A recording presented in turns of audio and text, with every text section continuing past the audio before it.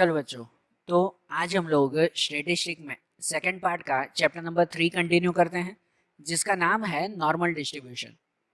देखो, इस चैप्टर में अभी तक जो हमने वीडियोस देखे थे, जो सम्स देखे थे, कि जिसमें ग्राफ के अकॉर्डिंग कैसे फाइंड करते हैं, कोई भी दो वेरिएबल्स दिए गए हो तो उन वेरिएबल्स के बीच की वैल्यू हम लोग कैसे फाइंड करते हैं, उसकी प्रोबेबिलिटी कैसे ढूंढते हैं, या तो लेस देन या मोर देन सिचुएशन हो तो प्रोबेबिलिटी कैसे ढूंढते हैं, ये सब हमने देखा था ना, बराबर ना।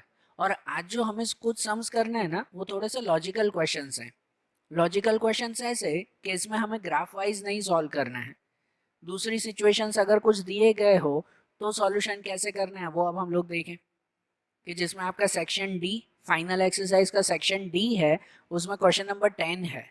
उसमें समझना, सेक्शन डी में क्वेश्चन नंबर 10, तो वो क्वेश्चन समझो, जिसमें दिया हुआ है कि कोई एक फैक्ट्री में मंथली प्रोडक्शन का मीन म्यू दिया हुआ है और स्टैंडर्ड डेविएशन डेल्टा है, बरोबर ना, कि जो नॉर्मल डिस्ट्रीब्यूशन के अकॉर्डिंग दिया हुआ है, जिसमें दिया हुआ है कि अगर प्रोडक्शन 2400 यूनिट और 1800 यूनिट हो तो उसके z स्कोर 1 और -0.5 है, बरोबर। यहाँ पर प्रोडक्शन दिया हुआ है 2400 और 1800, तो ये जो दो प्रोडक्शन दिए हुए हैं मतलब ये दोनों x की वैल्यू है, जिसे x1 और x2 कहेंगे हम लोग, और उसका z स्कोर, तो उसका z स्कोर 1 और -0.5 है।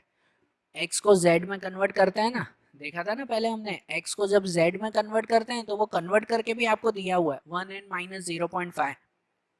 तो इसके ऊपर से हमें मीन और स्टैंडर्ड डेविएशन ढूंढना है। हम अभी तक ये देख रहे थे कि हर सम में दो मेन हेल्पर्स होते हैं, मीन और स्टैंडर्ड डेविएशन। इसमें वही दोनों मिसिंग है और वही दोनों ढूंढने हैं पहले। मीन और स्टैंडर्ड डेविएशन ही हमें फाइंड करना है, बराबर ना।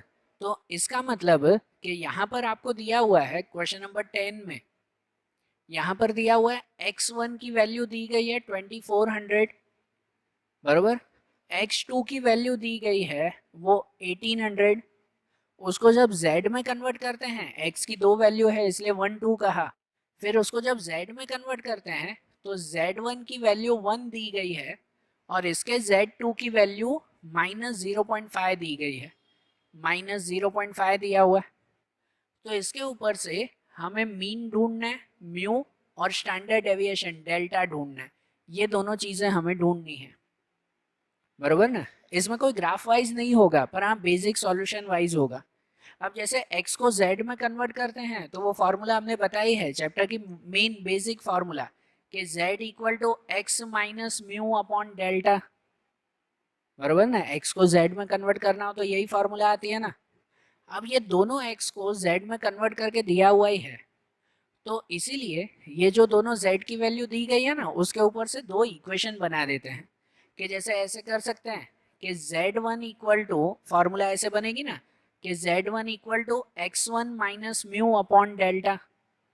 ये z1 के लिए x1 minus mu upon delta, जिसमें z1 की वैल्यू दी गई है 1, उसकी वैल्यू 1, x1 की वैल्यू है 2400, माइनस म्यू की वैल्यू नहीं है और डेल्टा की वैल्यू भी नहीं है, बरोबर। ये 6 नहीं है, हाँ डेल्टा है, मतलब स्टैंडर्ड डेविएशन है, ये ध्यान रखना। तो अब इसमें अगर ये दोनों वैल्यू फाइंड करनी है तो इक्वेशन बना ले, कि जैसे इस डेल्टा को यहाँ ले जाए 1 के साथ, तो डेल्टा को 1 के साथ मल्टीप्लाई करो, क्या रहेगा, डेल्टा ही रहेगा ना। कि delta equal to 2400 minus mu, इसे कहते हैं हम लोग इक्वेशन 1, बरोबर ना। ये फर्स्ट इक्वेशन हो गई समझो। अब वैसे ही अगर सेकेंड इक्वेशन भी बनाए, सेकेंड इक्वेशन बनाते हैं z2 से, ये z1 से पहली इक्वेशन बना ली, ये सिचुएशन। अब z2 से बनाए तो z2 से भी फॉर्मूला तो वही रहेगी ना, x2 minus mu upon delta, यही फॉर्मूला ना, यहाँ पे x2 रखेंगे। तो अब z2 की वैल्यू कितनी है, z2 की वैल्यू है -0.5 इक्वल टू x2 की वैल्यू 1800 माइनस म्यू और डेल्टा वो तो पता नहीं है हमें, बरोबर।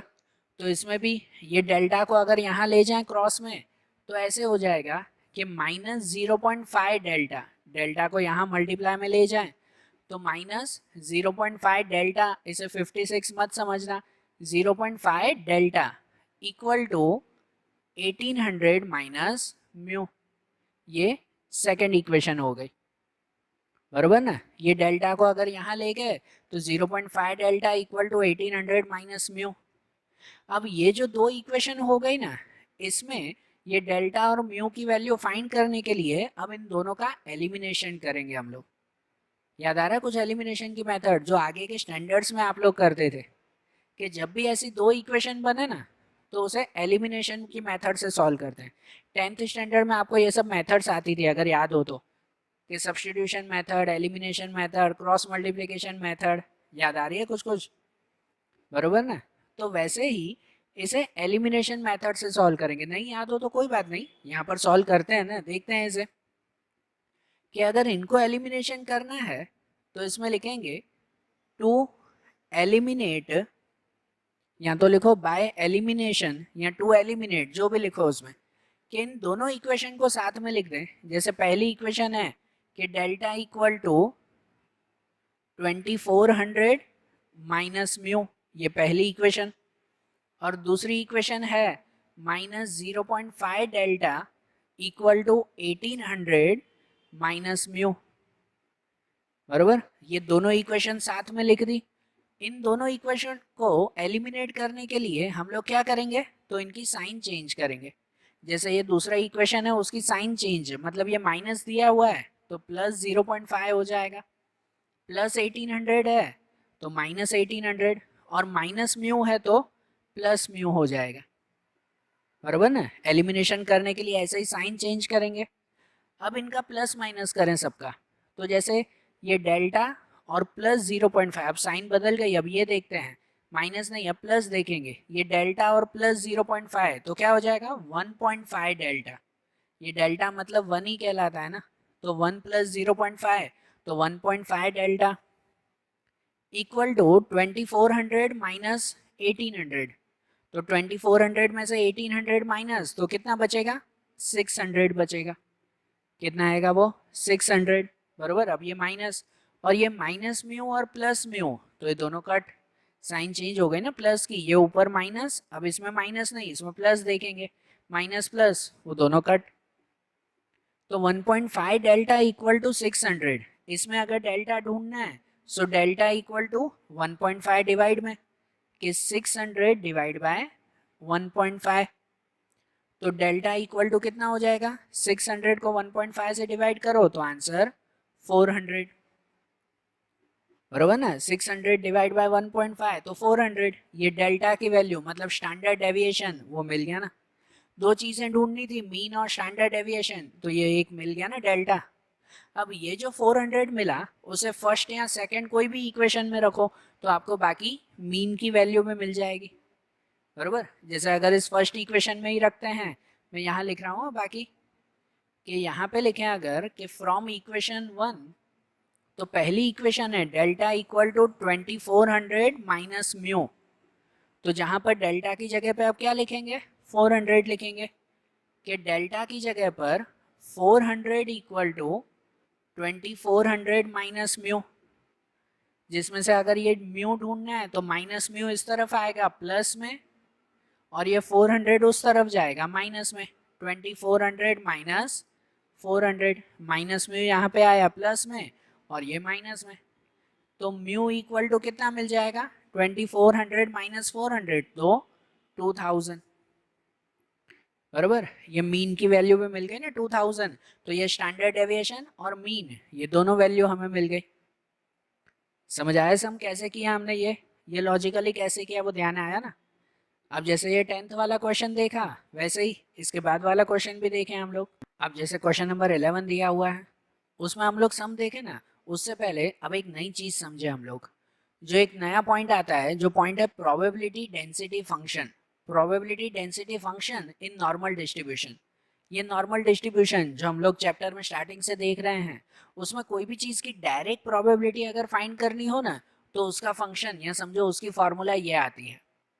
प्रोबेबिलिटी की फॉर्मूला ये कि f x equal to 1 upon delta multiply root में 2 pi and e power minus 1 upon 2 bracket में x minus mu upon delta whole square, बरोबर।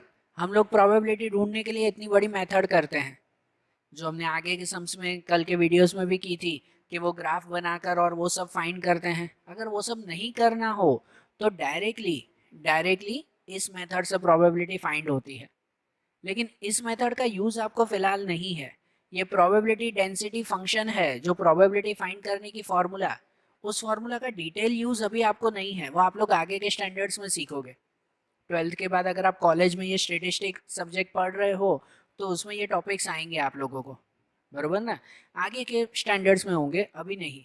तो अभी इस फंक्शन का यूज क्या, तो अभी इस फंक्शन का यूज सिर्फ और सिर्फ आपको नॉर्मल डिस्ट्रीब्यूशन में हेल्प करने वाले जो दो हेल्पर्स है ना, कौन से दो हेल्पर, मीन और standard deviation, mu and delta, वो दो हेल्पर्स खाली इस फंक्शन के थ्रू फाइंड करते हैं, बरोबर। तो इस फंक्शन के थ्रू कैसे दो हेल्पर फाइंड होते हैं, इसमें देखो ये पाई की वैल्यू और ई की वैल्यू, ये दोनों वैल्यू तो कभी भी चेंज नहीं होती, पाई और ई की वैल्यू चेंज नहीं होती।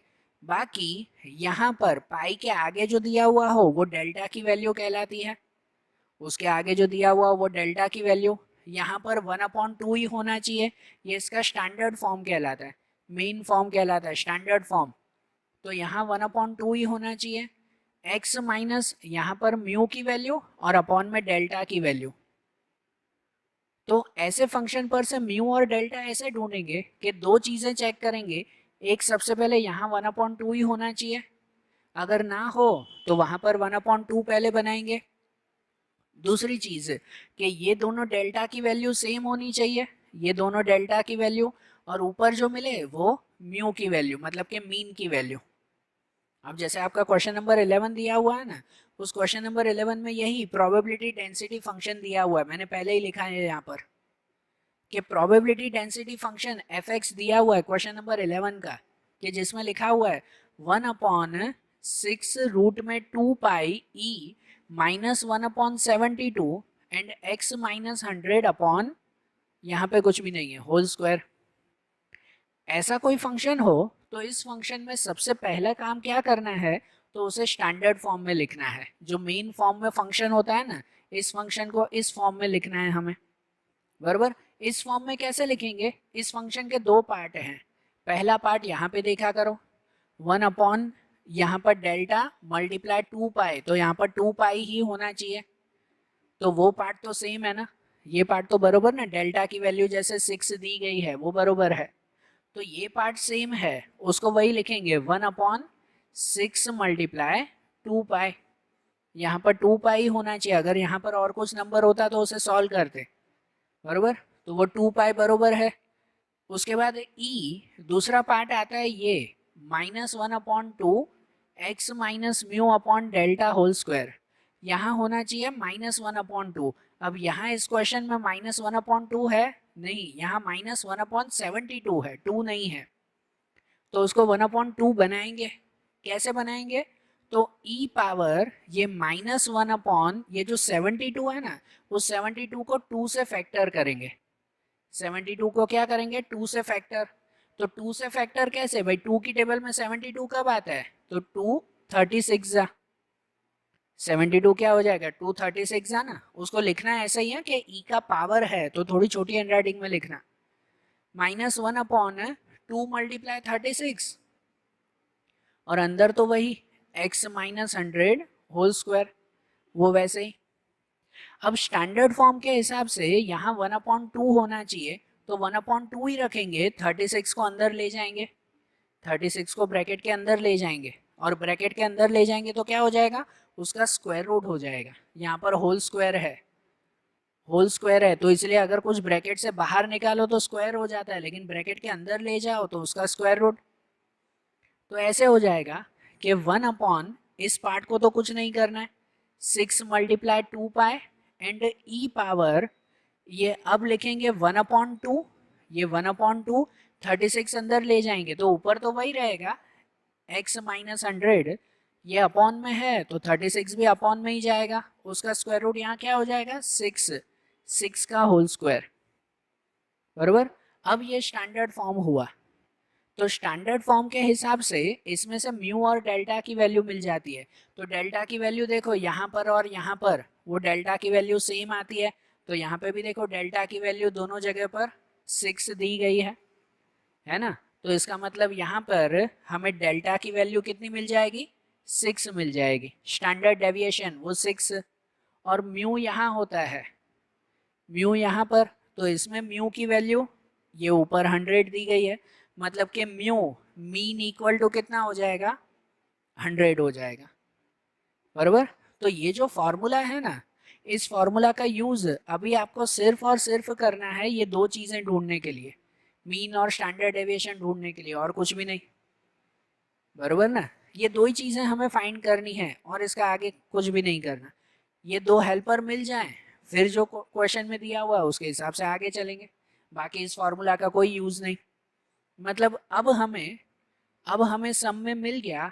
मैं यहाँ पे लिख रहा हूँ 11th वाला क्वेश्चन, कि भले ये चाहिए तो ये पहले लिखना या डायरेक्ट लिख दो तो भी ठीक है, अगर चाहिए तो पहले ये स्टेप्स लिख देना, तो उसके बाद से हमें पता चल जाएगा कि भाई म्यू इक्वल टू मिल जाएगा 100, मीन 100 मिल गया और स्टैंडर्ड डेविएशन 6 मिल गया। अब सम करें, मैं यहाँ कर रहा हूँ क्योंकि यहाँ कुछ रफ वर्क करना है, तो यहाँ पर सम देखते हैं कि अब क्वेश्चन में क्या दिया हुआ है।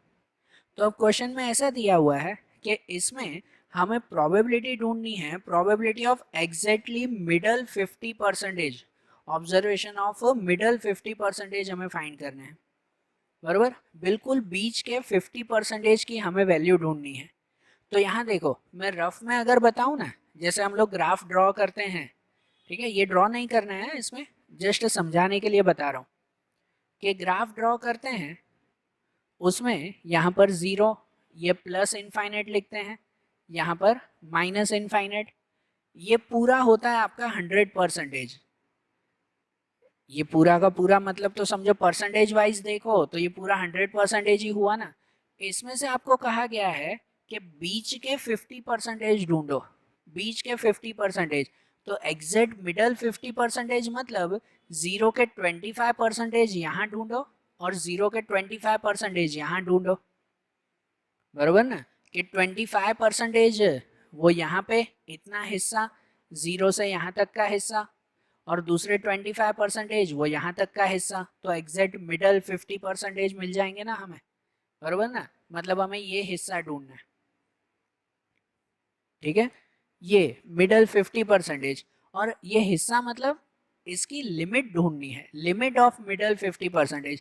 लिमिट मतलब यहाँ पर ये वैल्यू, आप लोग जैसे आगे के समय x या z की वैल्यू ढूंढते थे ना, बरोबर ना, कि जैसे यहाँ पे z दिया हुआ होता था -2 या यहाँ पर +2 1 जो भी नंबर दिए गए होते थे, तो वो वैल्यू हमें ढूंढनी है, लिमिट्स ढूंढनी है, एग्जैक्टली मिडल 50% की लिमिट।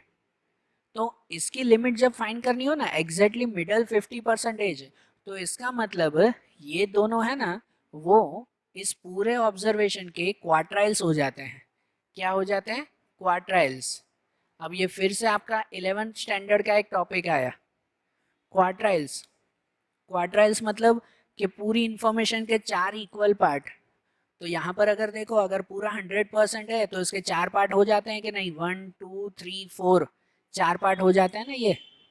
तो इसका मतलब ये जो पहला है वो क्या कहलाया, वो पहला क्वार्टाइल कहलाया Q1। जो यहाँ पर है वो क्या कहलाएगा, आखिरी क्वार्टाइल Q3।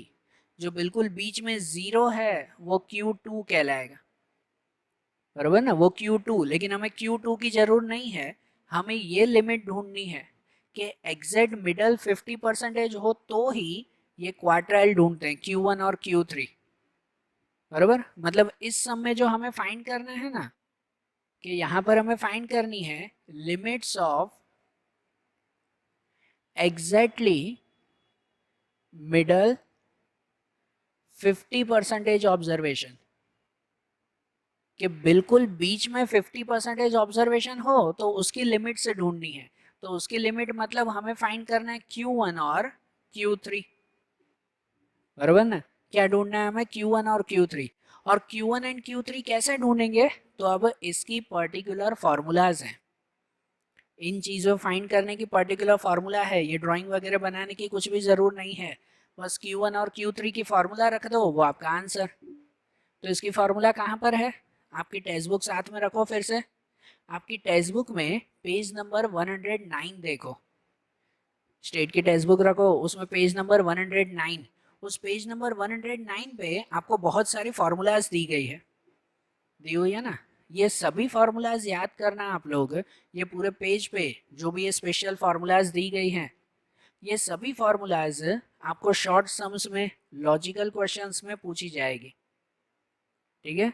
तो इसलिए ये फार्मूलाज अच्छी तरह से माइंड में बिठाना। और इसमें ही देखो क्वार्टाइल्स की फार्मूला Q1 और Q3 की फार्मूला है ना, कि जिसमें Q1 की फार्मूला आपको दी गई है म्यू माइनस 0.675 डेल्टा, बराबर। और Q3 की फार्मूला दी गई है म्यू प्लस 0.675 डेल्टा, है कि नहीं? Q1 और Q3 की ये फार्मूला है ना। और अगर ये फार्मूला है तो फिर इसमें तो सीधी वैल्यू ही रखे ना, कि म्यू की वैल्यू भी हमें पता है, डेल्टा की वैल्यू भी हमें पता है, तो फिर क्या करना है? फिर तो सीधी फार्मूला ही रखें हम लोग, सही बात कि नहीं?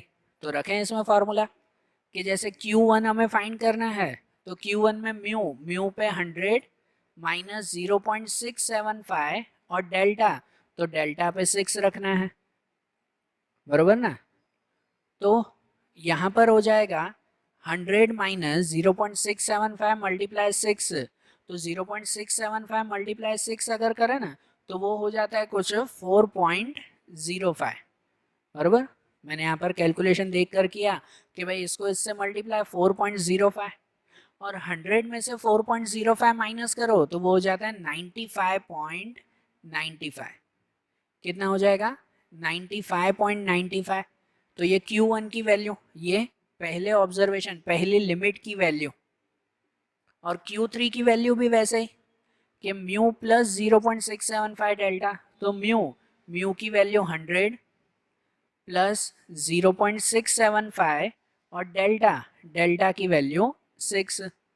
तो यहाँ पर 100 प्लस 0.675 मल्टीप्लाई 6, तो 4.05, और 100 प्लस 4, तो 104.05।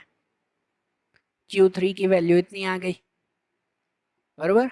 तो देखो सम शॉर्ट में ही था कि आपको ये फंक्शन दिया हुआ था, उस फंक्शन पर से ओरली भले डेल्टा और म्यू की वैल्यू मिल जाती है, बरोबर ना। ये ऊपर जो दिया हुआ है x के साथ, वो म्यू की वैल्यू होती है, जो समझो आगे दिया हुआ है वो डेल्टा की वैल्यू होती है। ये सॉल्यूशन ना करो, डायरेक्ट लिख दो, तो ये म्यू और डेल्टा की वैल्यू मिल जाएगी आपको। और ये दोनों मिल जाए तो एग्जैक्टली मिडल 50% ऑब्जर्वेशन, बिल्कुल बीच के 50%, मतलब Q1 और Q3। कभी 1 मार्क में भी आपको क्वेश्चन पूछते हैं कि एग्जैक्टली मिडल 50% ढूंढो, मतलब Q1 Q3 ढूंढना है, ये फॉर्मूला से। समझ आ रहा है ना सम? तो इसे भी अच्छी तरह से लिखो, ये नया पॉइंट भी अच्छी तरह से समझो।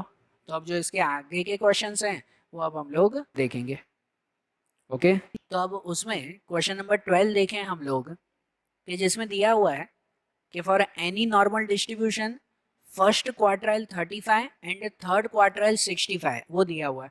फर्स्ट और थर्ड क्वार्टाइल दिया हुआ है, एक्सट्रीम क्वार्टाइल्स मतलब आखिरी के क्वार्टाइल्स उसमें दिए हुए हैं 35 और 65।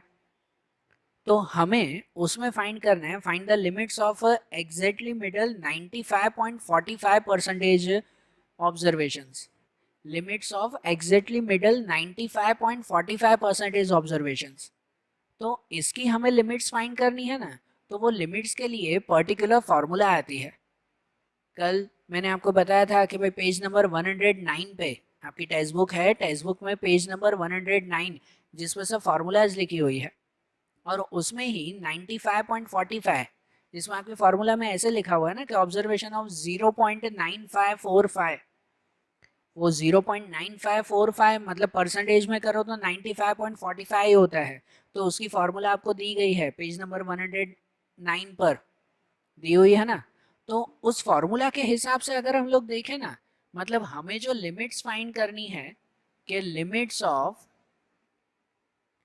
Exactly middle 95.45% observations. तो इसमें जो हमें लिमिट्स फाइंड करनी है, लिमिट्स मतलब x1 और x2 कहो, लिमिट्स मतलब दो आंसर ढूंढेंगे ना हम लोग, बराबर ना। तो x1 और x2 आप लोग कहो, तो जिसमें x1 की फॉर्मूला आती है म्यू माइनस टू डेल्टा, 95.45 के लिए ये फॉर्मूला देखो आपकी बुक में उस कि म्यू माइनस टू डेल्टा, और x2 के लिए फॉर्मूला आती है म्यू प्लस टू डेल्टा, बराबर। ये फॉर्मूलाज हमें लगानी है इसमें, ये दोनों चीजें x1 और x2 ढूंढनी है। लेकिन उसके लिए पहले हमें ये दो हेल्पर तो चाहिए ना, म्यू और डेल्टा, वो दोनों तो दिया ही नहीं हुआ है। आपको क्या दिया हुआ है, तो आपको इसमें दिया हुआ है एक्सट्रीम क्वार्टाइल्स, मतलब फर्स्ट और थर्ड क्वार्टाइल। इसका मतलब कि आपको इस क्वेश्चन में, ये क्वेश्चन नंबर 12 में Q1 दिया हुआ है 35 और Q3 दिया हुआ है आपको 65, बराबर ना। Q1 और Q3 की वैल्यू इसमें दी गई है, और हमें limits of exactly middle 95.45% observations, उसकी लिमिट ढूंढनी है x1 x2, ये दोनों ढूंढने हैं, और ये आपको दिए हुए हैं Q1 Q3। तो सबसे पहला काम क्या करना होगा कि इस Q1 और Q3 पर से हमें ये म्यू और डेल्टा की वैल्यू पता करनी है। Q1 Q3 पर से क्या ढूंढना है, म्यू और डेल्टा, ये वैल्यू हमें पता करनी है। और वो कैसे पता करेंगे, तो वो Q1 और Q3 की फार्मूला से ही पता करेंगे हम लोग। वो भी तो फार्मूला आपको उसी पेज पे दी गई है ना, पेज नंबर 109 पे दी हुई है कि नहीं, कि जैसे यहाँ पर Q1 दिया हुआ है, Q1 की वैल्यू 35 दी गई है, तो Q1 की फार्मूला आती है mu minus 0.675 delta equal to 35, हो जाता है कि नहीं। Mu minus 0.675 delta equal to 35, ये Q1 की फार्मूला है ना, ठीक है ना, उसे इक्वेशन 1 कहते हैं हम लोग। और ऐसे ही Q3 दिया हुआ है कि Q3 65 दिया हुआ है, तो Q3 की फार्मूला आती है mu plus 0.675 delta equal to 65, इसे सेकेंड इक्वेशन कहते हैं। फर्स्ट और सेकेंड ये दोनों इक्वेशन दी गई है ना हमें। अब इन दोनों इक्वेशन का अगर हम लोग एलिमिनेशन कर दें तो हमें ये म्यू और डेल्टा की वैल्यू मिल जाएगी कि नहीं, और ये दोनों वैल्यू मिल जाएगी म्यू और डेल्टा की, तो वो वैल्यू फिर इसमें रख देंगे ये लिमिट्स ढूंढने के लिए, बराबर ना। तो अब ये पहली और दूसरी इक्वेशन का अगर हम लोग एलिमिनेशन करें कि बाय एलिमिनेशन, तो इसमें ये mu minus 0.675 delta equal to 35, ये पहली equation, and mu plus 0.675 delta equal to 65। अब एलिमिनेशन करने के लिए इनका सीधा ही अगर प्लस कर दें, क्योंकि देखो साइन ऑलरेडी चेंज है इन दोनों की जो कट हो जाएंगे, अगर साइन चेंज ना हो तो यहाँ पे आखिरी में साइन चेंज करते हैं, और इसमें भी अगर सबकी साइन चेंज करोगे तो भी ठीक है, डायरेक्ट कट करो तो भी ठीक है। मतलब इसमें अगर सीधा ही हम लोग प्लस माइनस करते जाएं तो देखो म्यू और म्यू हो जाएगा 2 म्यू, ये माइनस 0.675 और प्लस 0.675 वो दोनों कट हो जाएंगे, बराबर ना, ये डेल्टा कट हो गया, और इक्वल टू 35 और 65 वो कितने हो जाएंगे 100, मतलब 2 म्यू इक्वल टू 100, जिसमें से अगर म्यू की वैल्यू फाइंड करनी है तो क्या हो जाएगा 100 और ये 2 डिवाइड में, mu equal to 100 divide by 2, तो 100 डिवाइड बाई 2 मतलब कि म्यू की वैल्यू कितनी मिल जाएगी 50 मिल जाएगी, बराबर। ये म्यू की वैल्यू मिल गई ना हमें 50। अब ये जो 50 वैल्यू मिल गई तो उसे फर्स्ट या सेकंड किसी में भी रखें, कोई भी वैल्यू में रखें तो हमें फिर डेल्टा की वैल्यू में मिल जाएगी।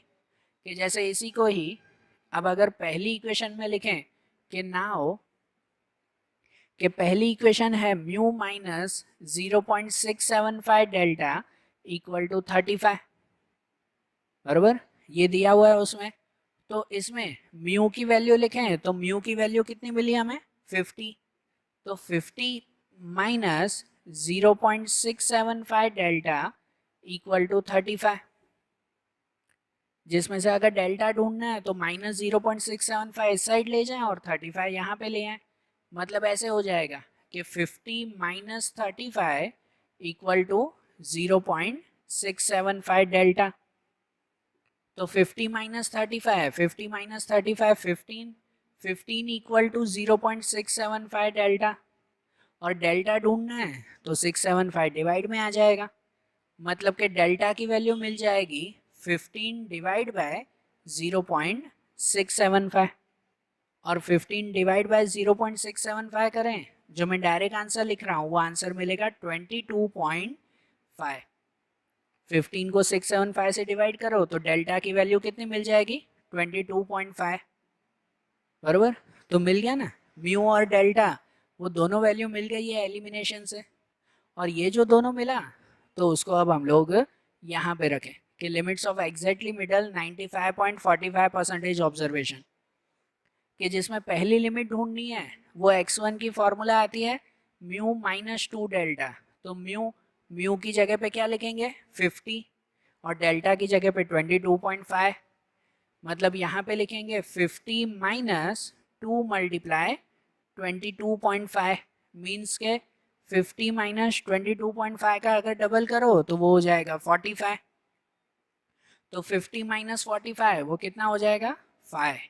पहली लिमिट कितनी मिलेगी 5 मिलेगी, और दूसरी लिमिट ढूंढनी है x2, तो म्यू प्लस 2 डेल्टा, तो यहाँ पर भी म्यू की जगह पर 50 प्लस 2 डेल्टा की जगह पर 22.5, तो 50 प्लस 22.5 को 2 से करें तो 45, 50 प्लस 45 वो कितना हो जाएगा 95, बराबर ना। x2 की वैल्यू ये हो जाएगी 95 और x1 की वैल्यू 5, ये लिमिट मिल गई ना, limits of exactly middle 95.45% observations. समझ आया ना ये सम। अब जैसे ये वाला क्वेश्चन किया वैसे ही इसके बाद वाला क्वेश्चन भी हम लोग देखें। अब जैसे क्वेश्चन नंबर 13 दिया हुआ है, उसमें ऐसे लिखा हुआ है कि फॉर नॉर्मल डिस्ट्रीब्यूशन उसका थर्ड क्वार्टाइल और मीन डेविएशन उसकी वैल्यू 36 और 24 है, तो हमें उस डिस्ट्रीब्यूशन का मीन फाइंड करना है।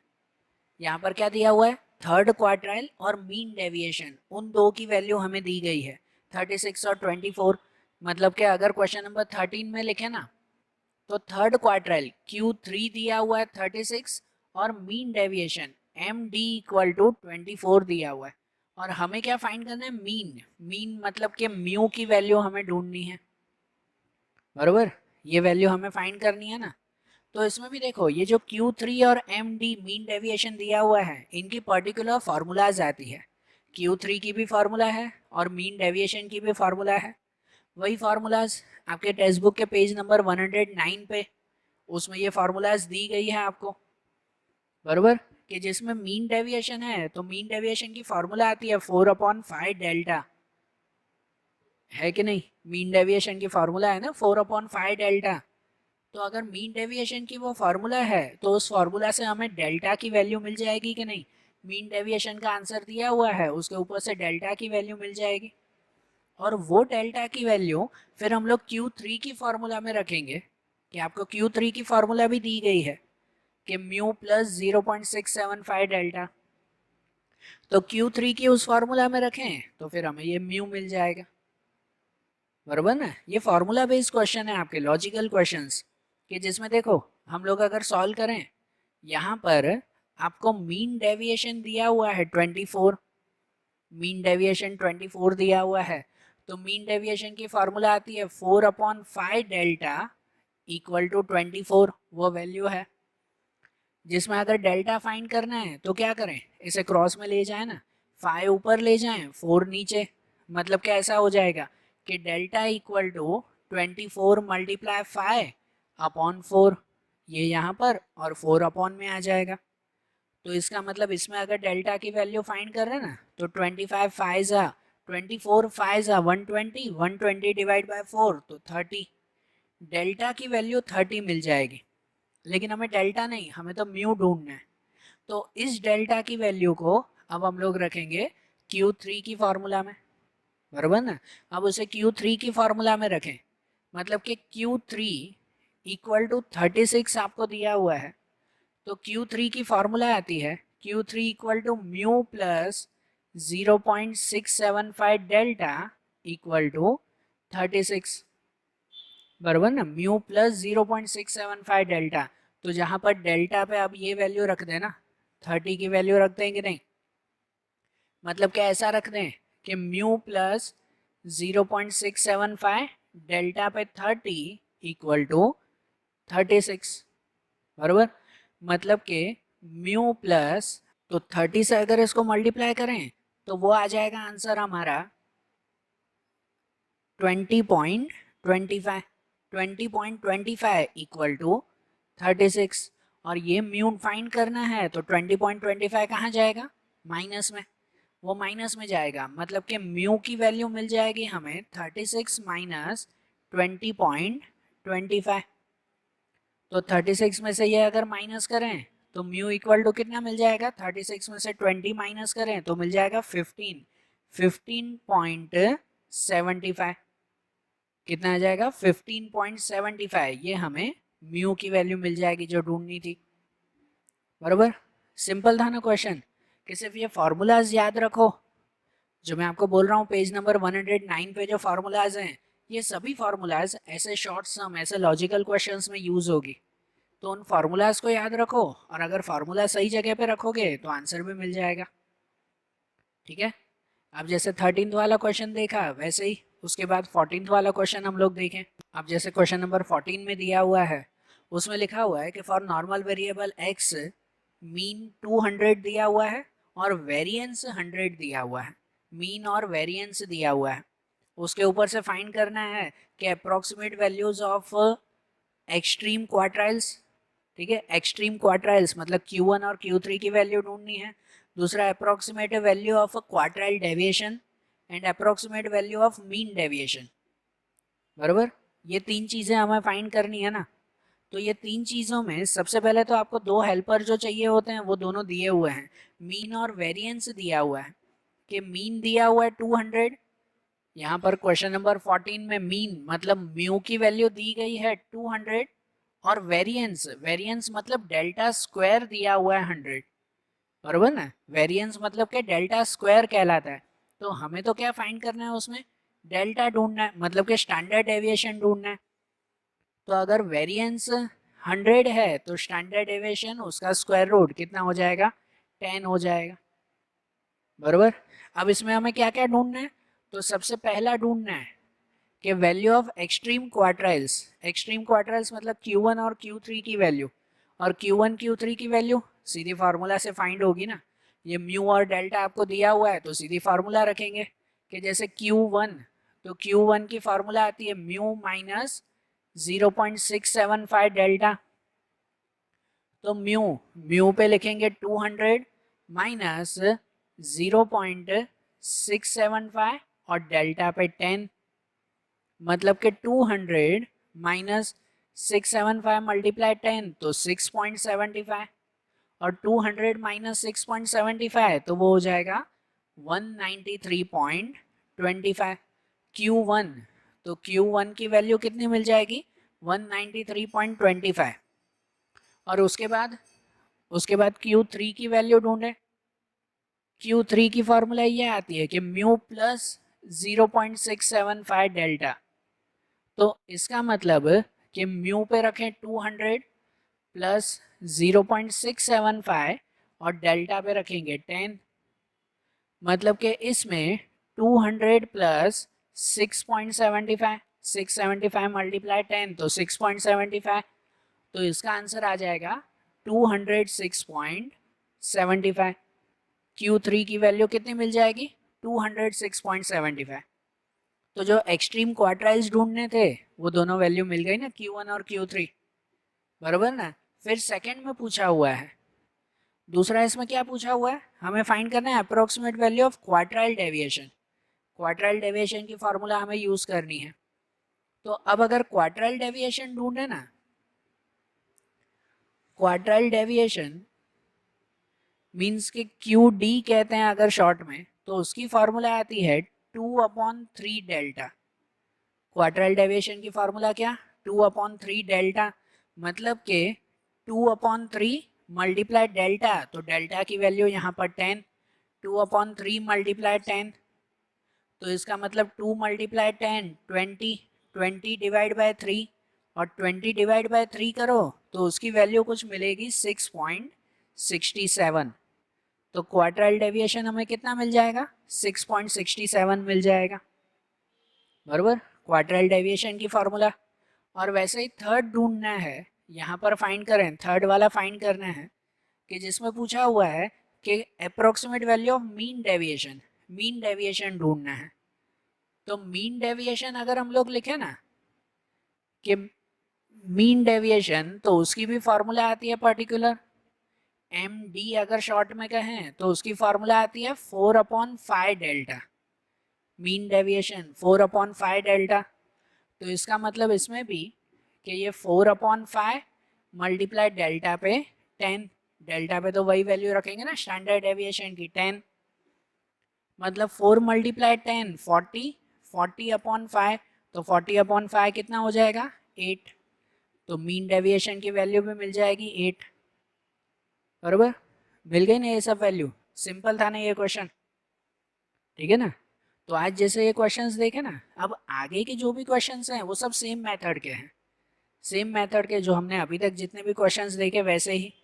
तो इन क्वेश्चंस को अच्छी तरह से देखो और वैसे ही फिर वो आगे के क्वेश्चंस आप लोग ट्राई करो। तो जो आगे के फिर जो टॉपिक्स हैं, जो सम्स हैं, वो अब हम लोग अगले वीडियोज़ में देखेंगे।